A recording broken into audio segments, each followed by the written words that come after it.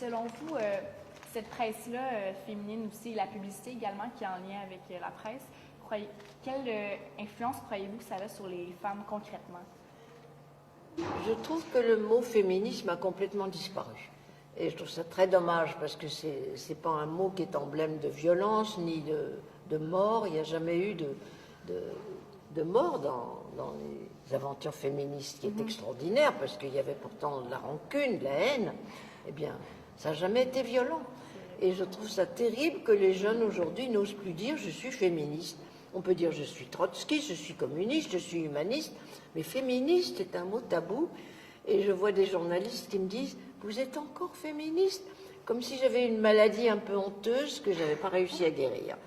Alors que c'est la plus belle cause du monde qui s'attache à améliorer le sort de la moitié de l'humanité.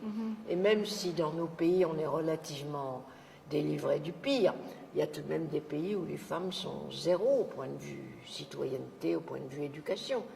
Alors il faut du féminisme dans le monde. Oui. Mais pourquoi croyez-vous?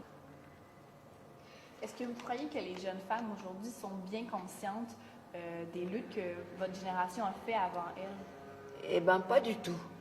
J'ai eu que des filles, moi. On m'a dit, c'est le féminisme, vous empêchez de naître des garçons. J'ai eu 3 filles, 3 petites filles, et je viens d'avoir une arrière-petite-fille. Mais mes filles, oui, ça va très bien, elles ont compris, elles sont arrivées à la génération charnière, elles ont commencé à bénéficier du droit à l'IVG, de la liberté d'ouvrir un compte en banque sans l'autorisation du mari. Alors que moi, je suis née avec 0 droit, même pas le droit de vote. J'étais professeur de latin à 25 ans, j'avais toujours pas le droit de vote. Mais le mot féministe n'existait pas. Où aller, où pousser une porte pour être plusieurs à se battre pour quelque chose. Donc, on a mis très longtemps à se libérer. Les filles d'aujourd'hui croient que c'est le Moyen-Âge. Quand je parle à mes petites filles, elles me disent « Mais alors, vous n'aviez pas la pilule? Comment vous faisiez ?» Je disais ben, « On faisait des avortements clandestins, ce qui était à la fois dangereux, coûteux, humiliant et troublant. Pour la... Oui. Oui. Eh bien, elles ne le savent pas. Pour elles, c'est un trou noir, le passé. Croyez-vous que